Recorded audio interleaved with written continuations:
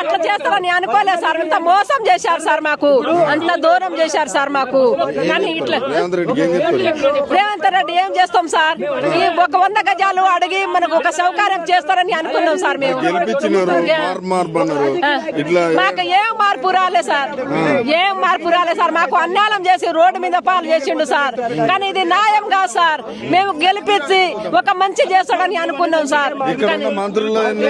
ఈ మంత్రులు అన్ని గాండు మంత్రులు సార్, ఏస్టుగాళ్ళు సార్, అందరు ఏస్టుగాళ్ళు. ఎందుకంటే అంతమంది అంత ఇది చేస్తుంటే ఒక నీళ్ళు లేదు, ఒక కరెంట్ లేదు అని ముగ్గురు మంత్రులు ఉన్నారు ఇక్కడ. ముగ్గురు మంత్రులైనా ఒక మంత్రులైనా ఏదైనా సలహా చెప్పాలి కదా సార్. బతకని వాళ్ళకి నీళ్లు కావాలి, ఒక కరెంట్ కావాలి అని చెప్పాలి కదా సార్.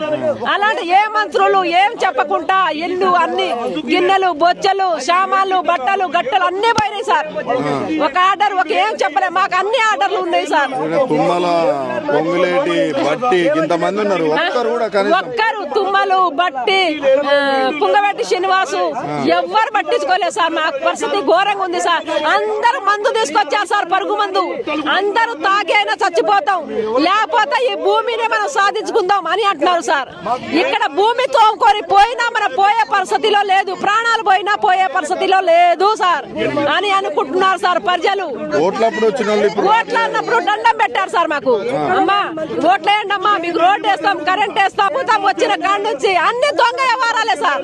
ఎక్కడ భూమి ఉంది, ఎక్కడ దోచుకుందాం, ఎక్కడ ఉంది వాళ్ళు ఆక్రమించుకుందామని సార్. వాళ్ళ బిడ్డలకి వాళ్ళ కొడుకులకి అరికించి మూట కట్టుకోవాలని ఈ బీదోళ్ళకి పొట్ట మీద కొడుతున్నారు సార్. వాళ్ళు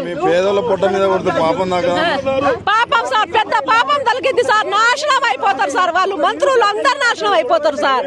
మా ఊసురు తలిగింది సార్. లేనోళ్ళకి పేదోళ్ళకి ఒక గుడిసెలో ఉండనియలే సార్ పాపిస్తోడు. ఇంకోసారి వస్తాడా సార్? ఇంకోసారి ఈ అధికారంలో వస్తాడా సార్? ఇంకోసారి వస్తే చెప్పు చూపిస్తాం సార్. ఇంకోసారి వస్తే